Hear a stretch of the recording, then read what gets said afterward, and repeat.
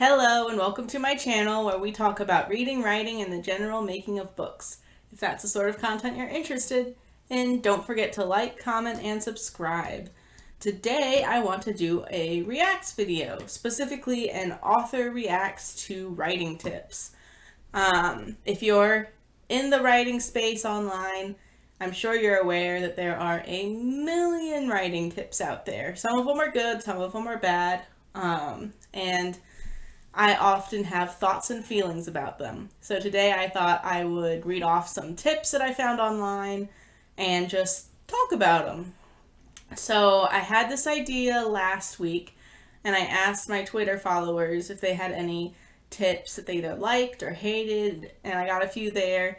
And then I also went on Pinterest and I made a board of writing tips. Some of them I read already, some of them I just added to the board. So we'll see how many I get through, and yeah, so some of them are blind, some of them aren't, but let's get started. All right, I'm gonna get started with the ones on Twitter. Oh, I'm looking down because they're on my phone. But I want to get started with the ones on Twitter because I want to. So I'm not going to name any users, I don't think, unless if people want me to, I'll link your hashtag below. But generally, I think in these reacts, people don't name the users. So I will keep things anonymous. So the first one is from my Twitter, and they said one of their favorites, writing is a marathon, not a sprint. And yes, I agree with that one entirely. I think sometimes this idea does get lost with the popularity of programs like NaNoWriMo that really turn that first draft into a sprint, but it is so important to remember that it is a marathon. It's going to take time to write a book, and if you try and race, if you try and get there too fast, it can really cause burnout. I think that, so I started writing with NaNoWriMo, and one of the challenges I had was that I got a little bit burnt out because I was trying to sprint and I wasn't pacing myself. So I definitely think this is very good advice. All right, the next one from Twitter. My favorite writing advice is absolutely any advice that deals in absolutes without giving any context or explanation. Like, never use adverbs or show don't tell. So I agree with this one also, as it's a bad one. I think this theme is going to come up a lot in this video, but a lot of writing tips tend to lack nuance and speak in absolutes. And I'm sure that's because they're on Twitter or Instagram, where they have a very limited space to convey a thought. However, it does lead to these very unnuanced takes like never use adverbs being repeated and repeated until they sort of lose that original thought that went into them and get twisted into something that is actually bad advice. So, agreed. This person says, write what you know. Ugh. We are not Hannibal Lecter or the vampire Lestat. Don't stop us from writing about things in those wheelhouses. And this is an interesting one. This is another one that I feel gets taken out of context a lot. So, write what you know is, I think, better suited for someone who's writing in a contemporary space. I don't write contemporary, and I don't even really read contemporary that much, so take what I say with a grain of salt. But I do think that there is a sense that if you're writing about a real life setting, for instance, and you know nothing about that setting, it might be a little bit harder to write it than if you've actually lived there or visited there. That being said, I write fantasy sci-fi, and I find this advice frustrating because I don't I don't write what I know. Escape from Hell is about a villain who goes to hell. Like, I'm not a bad person. I had not done any of the terrible things that character has done. And the idea that I shouldn't write that story because it's not something I know, it seems odd to me. So there's that. I do think another way that that nuance can be added to this to make it better advice is if you take write what you know to mean write in the same genre that you read in. I think that can be very good advice. I think you can tell when someone is writing in a genre that they don't often read. All genres have tropes and voices that are somewhat consistent across the writers who produce in those categories. And there are things that the readers expect. And of course, it can always be interesting and fun to subvert expectations, but you have to know what those expectations are before you can subvert them. So if you say write what you know and you mean write within a genre that you are familiar with, that can be good advice. Probably not perfect for everyone, but I think it can be a good idea. But just saying write what you know is very limiting if you don't add these extra nuances to the idea. All right, so those were all of my Twitter tips. So now I'm going to move on to Pinterest. Now, a lot of these are TikToks, and I don't know how to show a TikTok in my video. So I'm just going to read it out. All of them are like that closed captioning thing. And again, I'm not going to be telling handles or anything like that. So this first one, so I had the idea to do this video last week, but then I was kind of dragging my feet because I didn't really feel anything about any of the tips I was reading. It didn't really get me fired up, but this one got me fired up. It's a pet peeve of mine. So I'm going to read it out, and it actually has two parts to it. So the first part got my blood boiling.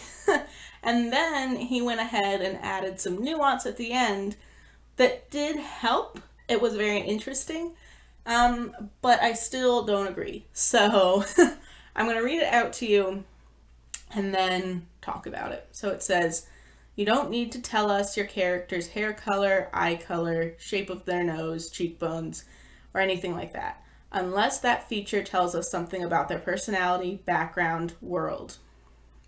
So he then goes on to give an example of like, if they're wearing homemade earrings, that's more important than their hair color.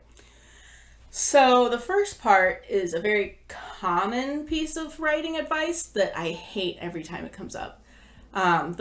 We don't need to know what the hair color and eye color of your character. I really personally, as a reader, dislike when authors don't describe the characters. And I know I'm not the only one, because there are people online who will complain that characters never change their clothes or they're never told what their clothes look like. So I think that at a level, this is not true. So the thought process is readers can fill in the blanks and decide what characters look like for themselves.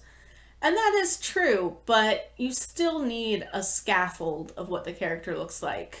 And so the first part really bothers me. I see that advice a lot, and I don't think it's good advice. So the first part bothered me a lot for a lot of reasons. Just the practical reason that as a reader, I don't like it when I'm not given enough context for what the character looks like. And then there's also the issue of skin color. So there's often a complaint that authors will write in a description of a character's skin color when it's darker, whereas leave off a description of skin color when the character is white. And this is an issue that arises, I think, from this kind of advice. So when you say, don't tell us the details of what a character looks like, just focus on the things that make them special or different, that means that the author assumes that they and the reader have the same picture of a generic person in their head, and that when the author says, okay, there's this little detail and this little detail and this little detail, that they're shaping the same basic generic person in their head. And that often assumes in Western white culture that the character in that person's head is white. And that's why when they're saying only add things that make them different, that you're then adding a skin color to characters who are non-white and then leaving off the skin color details when the character is white. So I think there's a deeper problematic issue that arises from this piece of advice that is not necessarily related to good writing, but instead probably I'd say related to responsible writing. So I understand where this is coming from, because a lot of people dislike when there's just a paragraph that's just a descriptor of the character.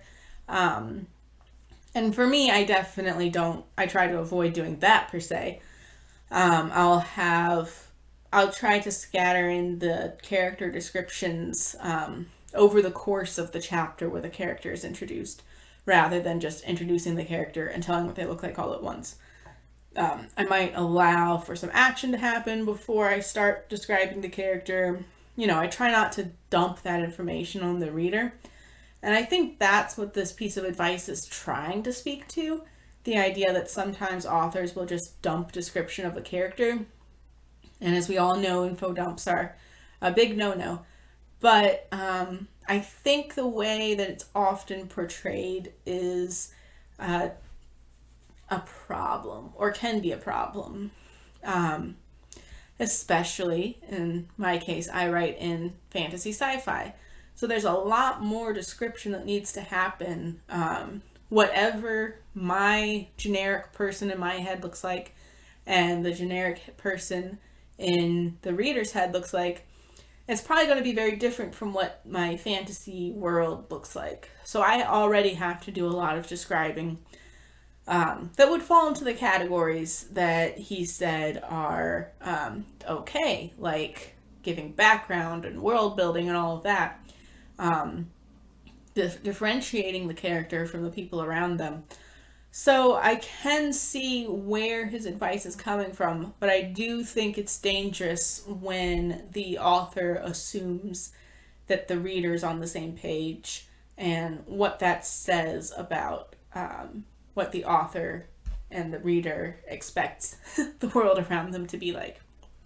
So yeah, that piece of advice really got my blood boiling, so I wanted to talk about that one. And yeah, so I've been talking for 18 minutes, so I will look for some other advice. Oh, this one. Here's another one that really gets me. So I really, really hate when people say words to use instead of said. Specifically said. There's a lot of these. I think that the posts in general are kind of a little bit lazy. So we all have a thesaurus. So the the post is generally like words to use instead of a specific word. And then it's just a list of synonyms. And I find this very annoying because I have a thesaurus, you have a thesaurus, we all have a thesaurus. And if you don't have the book thesaurus, you can just look up Word Hippo, and that has all of the synonyms you could possibly ever want. So it feels like a very lazy post to me because it's just copy and pasting a list of words out of a thesaurus. But on top of that, I specifically really hate when they do this for the word said. So it's usually, the idea is usually to encourage people to avoid word repetition, which is fair. Definitely is something I look for in my writing. But the word said is special. It's going to pop up a lot in a person's writing, but so is the word and. So there are some words that can be repeated that people aren't going to notice necessarily unless they're being repeated in a very certain way. And a lot of writing advice will say that said is one of these words, which is true, but I also think that there is a there is a place where these two types of advice intersect on the word said. So there are people that call it an invisible word and people that call it a repetitive word that needs to be gotten rid of. And I think that both are right and both are wrong. So I think what the people who consider said a repetitive word are noticing is that sometimes you'll see a conversation in a book that is something like, Rin said hi, Cleo said hi. Rin said, Cleo, are we going to the store today? Cleo said, yes, that would be fun. Rin said, can we take the car? Cleo said, no, I'd rather walk. That sort of thing. And in that case, the word said is repetitive and it is not necessary. So it just shouldn't be there. What I dislike about the replace said with this word is that replacing the word said is not going to fix that dialogue. So Rin said, hi. Cleo responded, hi. Rin asked, are we going to the store today? Cleo enunciated, sure. Can we take the car? You know, that still has that really bad pacing. You still are interrupting the flow of the dialogue with these dialogue tags, even though you're not repeating the word said. So while said can feel repetitive in that scenario, it's not helpful to say replace the word said with these other words. You can do that entire dialogue using the dialogue tag said. Nobody is really getting animated or emotional in this conversation. There's no real need for any other dialogue tag. The need is to get rid of most of the dialogue tags. A common rule that I use in my own writing is if I am trying to decide if I should use the word said, use a different dialogue tag, or get rid of the dialogue tag altogether, I ask myself, how many people are in this conversation? And if there's only 2 people, there are probably not going to be many dialogue tags. Because once you've established who's talking, you can say, Rin said hi. Cleo said hi. Rin said hi. Cleo said hi. Are we going to the store today? I don't know. Or can we take the car? You know, once you've established who's speaking first, you don't need to tag the dialogue anymore. And dialogue tags will begin to slow down the flow of the conversation in the book. So if there's only 2 people talking, I try to get rid of dialogue tags unless one of the characters is emotional. So I still might use said. So I want to drive, or I'd rather walk, said Cleo, rolling her eyes. You know, so I might add a description. I might include a dialogue tag so that I can describe some action that's happening. But that doesn't necessarily mean I need to get rid of the word said. If she's not changing the way she says the dialogue, she's changing what she does while she says the dialogue. I try to replace said as a dialogue, or I try and keep said as the dialogue tag because I do agree with the said is an invisible word camp. If you're not changing the tone or the way the character says the words, then said, I believe, is the better option if there needs to be a dialogue tag at all. And then the only time I use the fancy dialogue tags is if something really important is changing in the way the character says the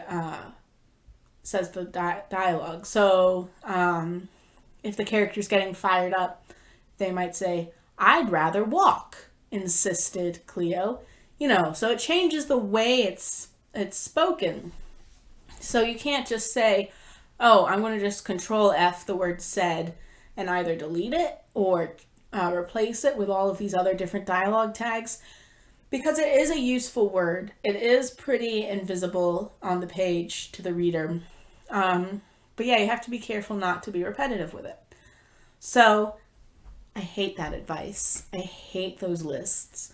And I especially hate those lists when it comes to the word said, because it's so much more complicated and there's so much more nuance to it that you really cannot incorporate when you're just making a blanket statement that said is bad, replace it with different dialogue tags. No, bad for me. Maybe this is good advice for someone else. I hate it. All right. Let me see if I can find a couple more. Maybe less ranty. Might have to do one of these videos again to get all of these in.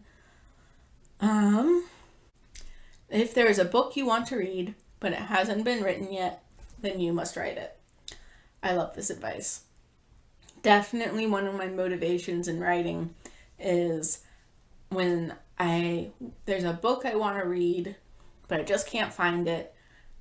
Definitely love this advice for that, because then it's like, oh, this is actually inspiration for a book I should write, not necessarily a book I should read.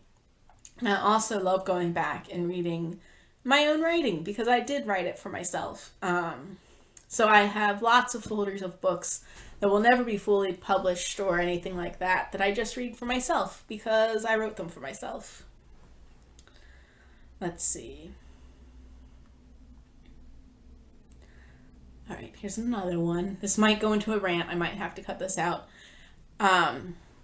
If any scene you're writing feels bland and boring, go back and make sure you've used all 5 senses. I hate this advice. I wish it had nuance. So the idea of using all 5 senses is really helpful to me. I do struggle a little bit with getting my descriptions to be substantial. I can see the setting in my head, I can see the characters in my head, and I don't like to spend too much time on descriptions, so I often don't put enough words down to help the reader see those things in their head. So the idea of asking myself, is there a smell that I could include? What is this character hearing at this time? Those things do help. And I do appreciate that this advice is specific in that it says, if any scene you're writing feels bland and boring. So that does imply that they understand that if you're writing a fight scene or something, you really don't want to be stopping to literally smell the roses, you know?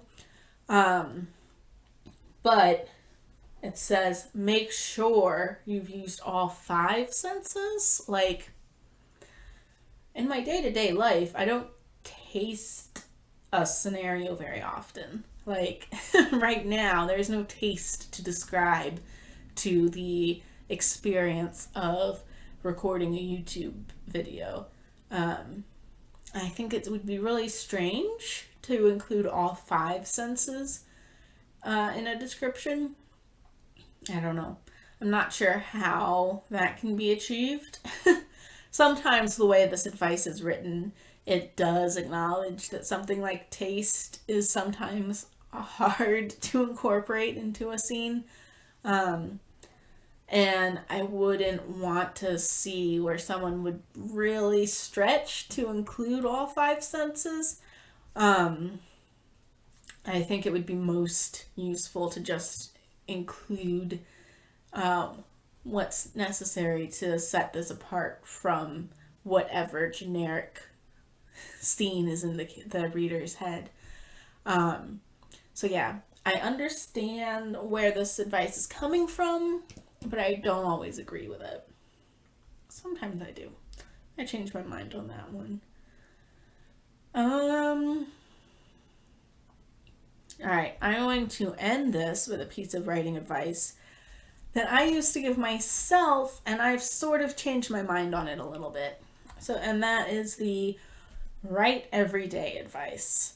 Now, I definitely understand where this is coming from, because like I said, I've given this advice myself. And I've given it in different ways. So at first I would have said write every day, and then I would say, well, do something writing related every day, even if that's just thinking about the story or doodling about it. But now I've sort of come around to the idea that that can be a bit of a burnout for some people, including me. So I don't necessarily think it's a good idea. I think it's good to, I'm not sure where I fall on this anymore. I definitely don't say strictly every single day you must do something writing related or anything like that, because I definitely don't. I don't write every day. I get busy and I can't do it. And I find it very stressful if I'm trying to force myself to write something just because I need to write something every day. So then I'm like falling asleep on my keyboard as I try to write like at least one paragraph so that I can say I've written today. I don't think that's good. I think that definitely leads to burnout in my case. So there is definitely a downside to this advice. But I do think that it's good to keep your writing in top of mind as much as you can, without putting pressure on yourself. So I haven't really come up with a good idea on how often to write or how to make sure that you don't just drift away from your writing, or maybe it's okay to drift away from your writing. Like at the beginning we said, writing is a marathon, not a sprint. Maybe it's good to just take a break every now and then. I don't know. This is something I'm still thinking about for myself. Yeah. So that's all of the writing advice that I have time for. I'll probably do another one of these because we barely touched the list of writing advice I had found online. So, yeah, look forward to part 2. If you have any writing advice that you love it, you hate it, leave it in the comments below or leave it on my Twitter. Tweet it at me. Like I said, I'll probably do another one of these because I have a very long list. So definitely tell me your writing advice and I will include it. The next one I do, it'll be just like this one where I do the advice that was given to me by viewers and Twitter followers first before I dive into what's left on my list on Pinterest. Thank you for watching, and if you are interested, my book, Escape from Hell, is available for pre-order. You can pre-order the paperback on my website, and you can pre-order the ebook on Amazon. Links in the description below for that. And I will just read you the back blurb so you know what it's about. High Commander Rin Tallow rules with fire and steel. In the midst of a campaign to exterminate the satyrs from her land, a small band of rebels infiltrate her camp and assassinate her. The instant before she dies, time stops. Rin wakes in the far future, taken by time travelers to pay for the atrocities she's committed. She is sentenced to a lifetime of hard labor in the pit of hell. The judgment passed against her actions introduces doubt and a creeping fear that she may have been the horrible villain she's accused of being. She must escape before she is broken by the punishment of hell and the condemnation of her past. But escape isn't easy, and in the process she learns dark secrets about hell and its hidden true purpose. There is more to hell than just pain and fear. For the first time, Rin is confronted with people who aren't interested in her family and titles. She finds friends and enemies and a woman she might fall in love with. This introspective story follows as Rin navigates a turbulent emotional sea that is just as treacherous as the guards and fires of hell. So, if that sounds interesting to you, links for pre-order in the description. Launch day is October 18th. So coming up, very excited. And yeah, don't forget to comment, like, and subscribe. See you next week.